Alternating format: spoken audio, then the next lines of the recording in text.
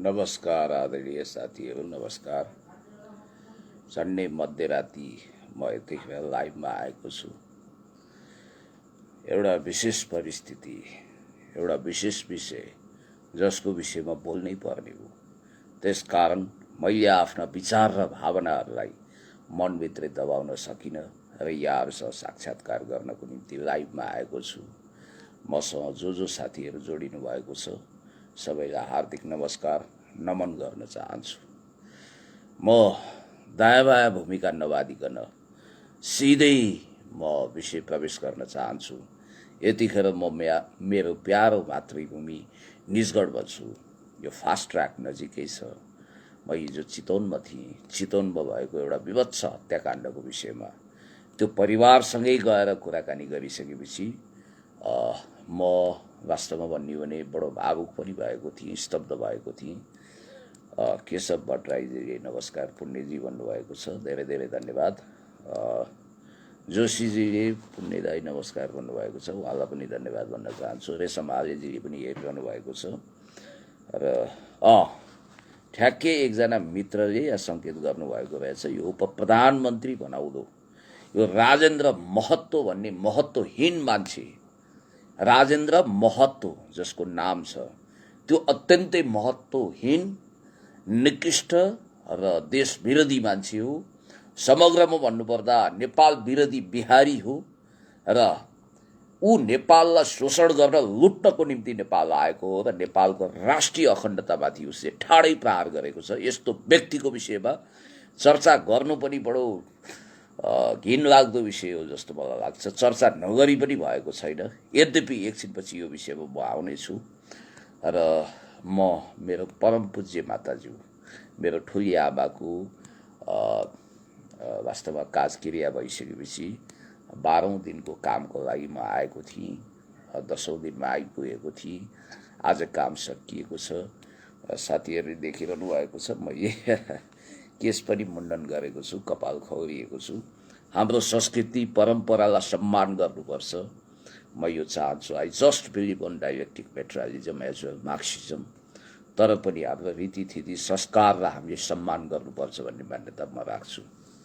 र म यतिखेर निजगढमा छु र काठमाडौँ छिट्टै आउँदैछु। निजगढका साथीहरूसँग बातचित पनि भइरहेको छ। साथीहरू, म तपाईँहरूलाई स्पष्ट रूपमा भन्न चाहन्छु, यो सरकार जसरी पुनर्गठन भएको छ, पहिलो गाँसमै ढुङ्गा भने जस्तो यो पुनर्गठनमा जुन मन्त्रीहरू अहिले प्रस्तुत भएका छन्, जसरी मन्त्रीमण्डल निर्माण गरिएको छ र त्यसमा खास गरी भन्ने हो भने यो जनता समाजवादी दलको सहभागितालाई लिएर टिक्का टिप्पणीको तुफान उठेकै हो। अझ सबैभन्दा विवादास्पद, रहस्यमय र नेपाललाई अङ्गभङ्ग बनाउने प्रतिज्ञाका साथ, घातक प्रतिज्ञाका साथ आएका, संविधान जलाएका, यो देशको नियम कानुन संविधान केही पनि मान्दिन, नेपाल बहुराष्ट्रिय राज्य हो, नेपालभित्र पहाड छुट्टै तराई छुट्टै अर्थात् यानि कि मधेस छुट्टै भनेर वकालत गर्ने, घटिया वकालत गर्ने राजेन्द्र महतोलाई प्रधानमन्त्री पछिको एकदमै महत्त्वपूर्ण जिम्मेवारी दिइएको छ। त्यो पद भनेको के हो? उप प्रधानमन्त्री। याद गर्नुहोला, उप प्रधानमन्त्री त्यो पद हो जो प्रधानमन्त्रीको अगाडि उपसर्ग लाग्छ। छाया प्रधानमन्त्री अर्थात् प्रधानमन्त्री पछिको पद हो उप प्रधानमन्त्री। यो देशमा जो जन्मिएको छैन, यो माटोलाई जसले घृणा गर्छ, जसले नेपाल टुक्राउनु पर्छ भन्ने मान्यता राख्छ, त्यस्तो व्यक्तिलाई उप प्रधानमन्त्री बनाउनु भनेको इतिहासकै सर्वाधिक लज्जा हो। योभन्दा ठुलो भद्दा र क्रूर मजाक केही पनि हुन सक्दैन। प्रधानमन्त्रीज्यू, तपाईँले भयङ्कर ठुलो गल्ती गर्नुभएको छ। तपाईँले इतिहासले माफ दिनेवाला छैन। र मैले भर्खर सम्माननीय पूर्व प्रधानमन्त्री कमरेड माधव कुमार नेपालज्यूको विज्ञप्ति हेरेको थिएँ। धन्यवाद सम्माननीय पूर्व प्रधानमन्त्री कमरेड माधव कुमार नेपालज्यू। यहाँले स्पष्ट रूपमा थाई समितिको वक्तव्य सहित सबै साङ्गोपाङ्गो विषयहरू राख्नुभएको छ र नेपालको राष्ट्रिय अखण्डता, स्वतन्त्रता, भौगोलिक अखण्डतामाथि दखल अन्दाजी गर्न चाहने आपराधिक तत्त्व, जसलाई यहाँले एकदमै स्पष्ट भाषामा इङ्गित गर्नुभएको छ र 13 जना नेकपा एमालेका स्थायी समिति सदस्यहरूले हस्ताक्षर गर्नुभएको छ। र यो अहिलेसम्म पनि यो वक्तव्यबाजी, यो घटिया वक्तव्यबाजी गरेको 1 घण्टाभित्र पदच्युत गर्नुपर्ने, जसले नेपालको संविधान छोएर शपथ खाएको छ, लाज मर्नु कुरो, जसले यो संविधान जलाएको थियो, त्यही संविधान अन्तर्गत शपथ खाएको नाटक गर्ने राजेन्द्र महतोलाई अहिलेसम्म स्पष्टीकरण नसोधिनु वा पदबाट नहटाउनुले राजेन्द्र महतोको घटिया वक्तव्यबाजी, नेपाल विरोधी झुसिलो डकार, नेपाललाई विखण्डन गर्ने जुन ढङ्गको उसको हुङ्कार छ, त्यसलाई यो सरकारले पनि समर्थन गरेको, प्रधानमन्त्रीज्यूले पनि समर्थन गरेको मौनम स्वीकृति लक्षणम भन्ने अवस्था भनेर हामीले बुझ्ने कि नबुझ्ने? यस्तो अवस्था किन आयो? जबकि राष्ट्रघात एकपछि अर्को अनेक तरिकाले देखिएको छ। राजेन्द्र महतो, जसको विषयमा मैले धेरै भन्नु पर्दैन, लोडरको ड्राइभर भएर आएका व्यक्ति हुन्। गजुबाबुलाई ठेकी कोसेली टक्र्याएर, गजुबाबु भन्नाले गजेन्द्र नारायण सिंह जो सद्भावनाका अध्यक्ष हुनुहुन्थ्यो तत्कालीन, उहाँलाई बसमा लिएर बहुपासमा बाँधेर भारतको बिहारमा जन्मिएका राजेन्द्र महतो, हुन त महन्त ठाकुर पनि बिहारमै जन्मिएको भनेर लगभग पुष्टि भइसकेको छ र यिनीहरूको खल्तीमा 2टा नागरिकता छ भन्ने कुरो पनि स्पष्ट छ। 2021-22 सालतिर नेपाल छिरेका राजेन्द्र महतो, उनको बुवासँगै उनी छिरेका थिए। उनको बुवा एउटा सामान्य केही काम पेशा व्यवसाय दोकान सोकान गर्थे, उता इन्डियातिर खाई जीविका राम्रो भएन, त्यसकारण उही अब ताउलो जाउलो पकाउने समस्याले बेरिएर ग्रसित भएर उनी नेपाल आएको भन्ने कुरो बुझ्न कुनै आइतबार लाग्दैन। त्यसपछि नेपाल आए र अन्ततः सायद भरतबहादुर थापा कि के थापा भन्ने, अमरबहादुर थापा तत्कालीन सर्राईका जिल्ला विकास समितिका सभापतिको सिफारिसमा यिनले नागरिकता प्राप्त गरेका रहेछन्, त्यो पनि अङ्गीकृत नागरिकता। र गजबको रहस्यमय कुरा के छ भने आफ्नो पिताले भन्दा 2 वर्ष अगाडि यिनले अङ्गीकृत नागरिकता प्राप्त गरेर विश्व रेकर्ड कायम गरेका छन्। पछि रहस्यमय ढङ्गले मलङ्गुवाको सदरमुकाम जलाउँदाखेरि यिनको सारा त्यो डकुमेन्टहरू जलेको छ र त्यो पनि एउटा गम्भीर रहस्य हो भन्ने कुरा हामीलाई लागेको छ, किनभने प्रमाण सार्वजनिक होला भन्ने छ। कुनै समय केपी शर्मा ओलीज्यू मातहत रहेको नेकपा एमालेकै भातृ संगठन युवा संगठनले राजेन्द्र महतोको नागरिकता छानबिन गर्नुपर्छ भनेर अख्तियारमा उजुरी हालेको थियो।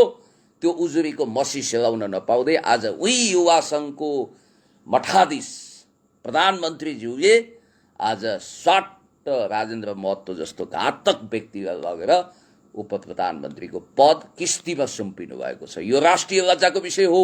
स्वतन्त्र सार्वभौम सत्ता सम्पन्न यो देशका सभ्य भव्य वंशजका नागरिकहरू लज्जित भएको कालो दिन पनि आज हो र उनले निर्लज्जतापूर्वक नेपाल बहुराष्ट्रिय राज्य हो, हामी आन्दोलन गर्छौं, संघर्ष गर्छौं, एकल जातीय स्थिति छ, संविधानले विभेद गरेको छ भनेर वाहियात कुरा गरेका छन्।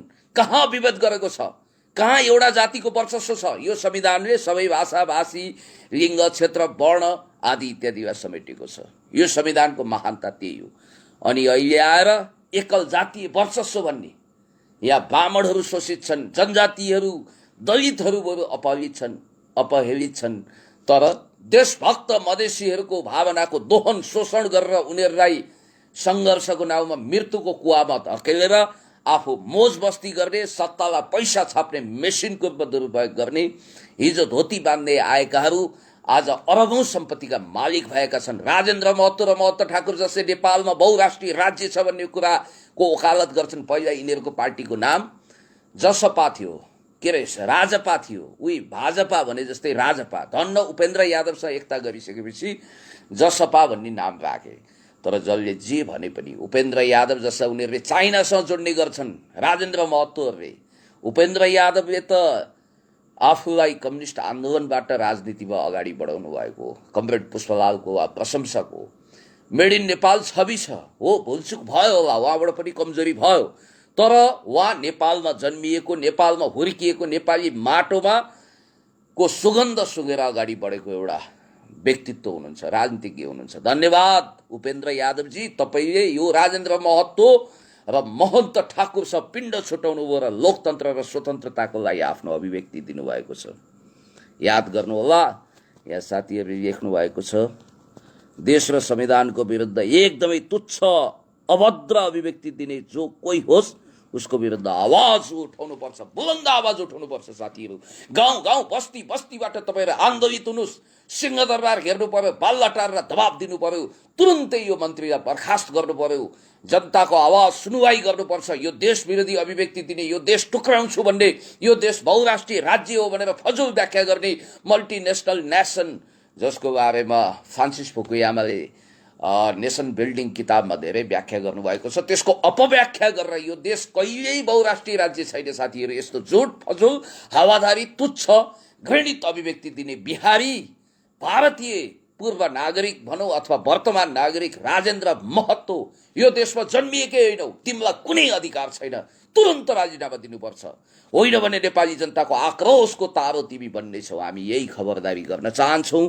र याद गर्नुहोला, यो राजेन्द्र महतो एन्ड कम्पनी जबसम्म धाराशाही हुँदैन त्यसलाई त दण्डित गर्नु पर्थ्यो। राजेन्द्र महतो अहिले जेलमा हुनु पर्थ्यो, उसको नागरिकता छानबिन हुनु पर्थ्यो, उसको भ्रष्टाचारको श्रृङ्खला हेर्नुहोस्, उसका तमाम खाले यी हरकतहरू, देश विरोधी अपराध हेर्नुहोस्। यस्ता अपराधीहरू, चोर र चौतारो साधुलाई सुई भने जस्तो सरकारले किन पुरस्कृत गरिरहेको छ? किनभने ऊ भारतीय पक्षलाई खुसी बनाउन चाहन्छ। एकातिर चुरेको दोहन गरेर म अहिले निजगढमा छु, खोलाहरू पुरै धसिएका छन्, तराईको मरुभूमिकरण गर्ने मास्टर प्लानमा यो सरकार अगाडि बढिरहेको छ र हाम्रो मातृभूमिलाई बर्बाद बनाउन यिनै राजेन्द्र महतोहरूको योजनामा एकातर्फ रगतले हात कटकटिएका रेशम चौधरी जस्तो अपराधमा संलग्न भएका मान्छेलाई 7 खत माफी दिन्छ। तपाईँलाई थाहा छ कि सर्वोच्च अदालतले समेत उनलाई थुनामा राखेको छ र उनलाई माफी दिने, भोलिदेखि दण्डहीनता मौलाएन। अपराध गर्नुहोस्, त्यसलाई राजनीतिकरण गर्नुहोस्, मान्छे मार्नुहोस्, लुट्नुहोस्, अपराध गर्नुहोस्, डकैत गर्नुहोस्, राजनीतिक रङ दिनुहोस्, छुट्नुहोस्, आउनुहोस्, सत्तामा मोज गर्नुहोस्। के यही होइन? हिजो यो देश विरुद्ध नाकाबन्दी लगाउनको निम्ति भारतीय सीमामा बसेर दाल टुकु खाएर नेपालको संविधान जलाउनेहरू आज उप प्रधानमन्त्री पदमा आसीन भएका छन्। कठै बरा, योभन्दा ठुलो राष्ट्रिय लज्जाको विषय के हुन सक्छ? कस्तो पनि दिन देख्नुपर्छ। राष्ट्रवादको दुवाई दिएर नथाक्ने केपी शर्मा ओलीज्यूले राष्ट्रघाती सार तत्त्वको नागरिकता अध्यादेश पनि जारी गर्नुभएको छ, जुन निन्दनीय छ, जसले नेपालको फिजीकरण गर्ने, नेपालको सिक्किमीकरण गर्ने, प्रकारान्तरले नेपालको अस्तित्व नै समाप्त गर्ने, जनसाङ्ख्यिक अल्पसङ्ख्या बनाउने, नेपालभित्र नै नेपालीलाई अल्पसङ्ख्यामा जाक्ने एउटा षड्यन्त्र गरेको छ। आज तिनैसँग साँठगाँठ गरेर, हुन त हामी नेपाली पनि साह्रै सोझा छौँ, इनोसेन्ट छौँ, हामी सङ्केत बुझ्न सिपालु छैनौँ। त्यही बेलामा महाकाली सन्धि गर्ने केपी शर्मा ओलीज्यूले राजेन्द्र महतोलाई जिताएर, बिहारका राजेन्द्र महतोलाई जिताएर नेपालका जे भए पनि, विचार फरक भए पनि, महेन्द्र नारायण निधि, नेपाली काङ्ग्रेसको गणेशमानजी किशुनजी पछिको महान नेता महेन्द्र नारायण निधिको छोरो विमलेन्द्र निधिलाई हराउन राजेन्द्र महतोलाई जिताइएको छ। केपी शर्मा ओलीज्यूको निर्देशनमा स्पष्ट रूपमा योजनामा जिताइयो। अब यस्तो भयो घृणित राजनीति। त्यही बेलामा हामीले बुझ्नु पर्थ्यो, राष्ट्रवाद केवल देखाउने हात्तीको धारा जस्तो हो। विमलेन्द्र निधिलाई हराएर राजेन्द्र महतोलाई जिताउने, गाईलाई मारेर गधालाई पोस्ने नीति जब केपी शर्मा ओलीले ल्याउनु हो, जब उहाँले मिलेनियम च्यालेन्ज कर्पोरेसन, यानी कि यहाँहरूलाई भनौँ एमसीसी पास गर्नको निम्ति न्वारानदेखिको बल प्रधानमन्त्रीले लगाइसकेपछि अनि विमलेन्द्र निधिलाई हराएर राजेन्द्र महतो जस्तो बिहारीलाई, एउटा देशमै जन्मिएको विमलेन्द्र निधि जस्तो महान नेता, महान प्रजातान्त्रिक सेनानीको छोरो विमलेन्द्र निधिलाई हराएर, महेन्द्र नारायण निधिको छोरोलाई हराएर हिजो बिहारमा जन्मिएर अङ्गीकृत नागरिकता लिने राजेन्द्र महतोलाई जिताउन केपी शर्मा ओलीज्यूले किन त्यो खेल खेल्नुभयो? त्यतिखेर त्यो कुरो बुझेको भए उहाँलाई राष्ट्रवादी भनेर हामी थाङ्नामा सुत्नु पर्दैन थियो। वास्तवमा भन्ने हो भने अब याद गर्नु होला साथी हो, अब धेरै कुरो बोल्ने परिवेश पनि छैन। अब मलाई यो आक्रोश खपि नसक्नु हुनाले र देशभक्त नेपाली साथीहरूको अनुरोधमा म अहिले लाइभमा आएको। उहाँहरूले भन्नुभयो, पुण्यदायी तपाईँ जहिले पनि सत्य इन्साफ न्यायको पक्षमा बोल्नुहुन्छ, राष्ट्रवाद र देशभक्ति तपाईँको अटल निष्ठाको विषय हो, त्यसकारण यो विषयमा पनि केही बोलिदिनुहोस् भनेको हुनाले मैले बोलेको हुँ। र राजेन्द्र महतोलाई तुरुन्तै पदच्युत गर्नु पर्यो। के हैसियत छ, के औकात छ नेपाललाई गाली गर्ने? उनी को हुन्? सुनियोजित रूपमा नेपाल विघटन गर्छु भनेर आउनेहरू आफै समाप्त हुनेछन्।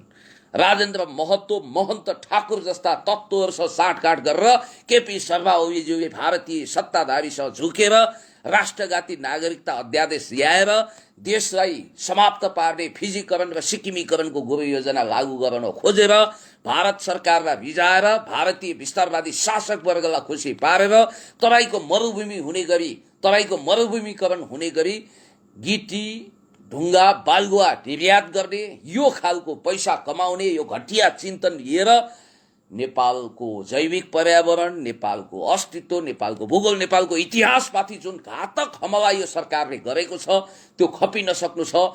अब यो सरकार कुख्यात रूपमा बदनाम भइसक्यो। अब काँध हाल्नुको कुनै औचित्यता छैन। केपी शर्मा ओलीज्यू किञ्चित नैतिकता छ भने राजेन्द्र महतोलाई तुरन्त पदच्युत गरेर देखाउनुहोस्। होइन भने हामी नेपाली जनताले कठालो समातेर सिंहदरबारको कुर्सीबाट थुतेर सडकमा ल्याउनु नपरोस्। कत्रा कत्रा बादशाहहरू इतिहासमा ध्वस्त नष्ट भ्रष्ट भएको इतिहास छ। अलेक्जेन्डर द ग्रेट घोडाबाट लडेको इतिहास त यहाँलाई थाहा नै होला। त्यस कारणले गर्दाखेरि राजेन्द्र महतो मुर्दाबाद, महान नेपाल जिन्दाबाद। नेपाल बहुराष्ट्रिय राज्य होइन, नेपाल स्वतन्त्र सार्वभौम सत्ता सम्पन्न देश हो। खबरदार बिहारी राजेन्द्र महतोहरू यो महान देशको गरिमा र गौरवमाथि हमला गर्ने दुस्साहस नगर्नु।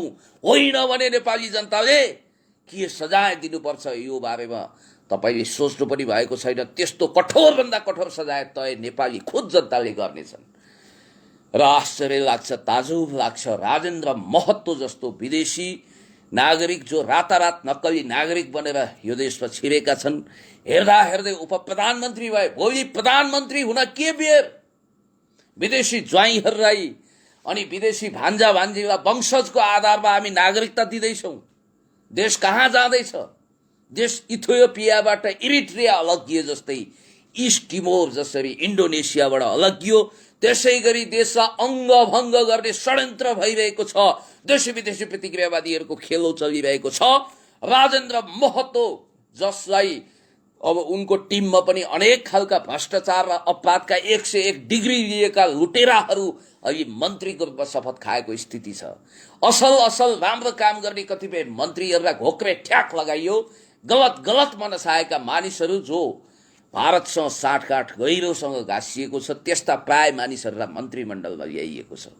यो म्यादी मन्त्रीमण्डल हो। सर्वोच्च अदालतले तुरुन्तै गैर संवैधानिक ढङ्गले संसदको विघटन गरेको छ। त्यसलाई बदर गरेर नहुने चुनावको जो घोषणा गरेर राष्ट्रलाई बर्बाद बनाउन खोजिएको छ त्यसबाट मुक्ति दिनु पर्यो र तुरुन्तै यो फैसला, दुईवटा फैसला चाहियो। एउटा राष्ट्रघाती सारतत्वको, देशद्रोही सारतत्वको नागरिकता अध्यादेश जो संसदलाई सरेर चोर बाटोबाट ल्याइएको छ त्यसलाई खारेज गर्नु पर्यो। खारेज गर्नको निम्ति यो कार्यान्वयन नगराउनु भन्ने तत्काल स्टे अर्डर दिनु पर्यो। अस्ति शुक्रबार दिने कुरो थियो, हिजो किन दिएर त्यसको पनि जवाफ चाहियो।